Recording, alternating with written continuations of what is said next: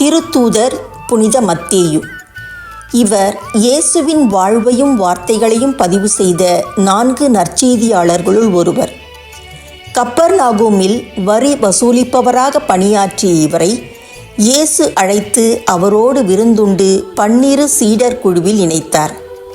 யூத கிறிஸ்தவர்களுக்காக தம் நற்செய்தியை வடிவமைத்ததால் மீட்பர் பற்றிய பழைய ஏற்பாட்டு வாக்குகளின் நிறைவாக புதிய ஏற்பாட்டு இயேசு விளங்குவதை தம் நற்செய்தியில் தெளிவாக்குகிறார். புனித மத்தேயு கணக்காளர்கள், வங்கி பணியாளர்கள், நூலகர்கள், பங்குத்தரகர்கள், சுங்க அதிகாரிகள் ஆகியோரின் பாதுகாவலராக இருக்கிறார். வங்கிக் கடன்களால் வாழ்விழந்த வறியோரை மீட்டெடுப்போம்.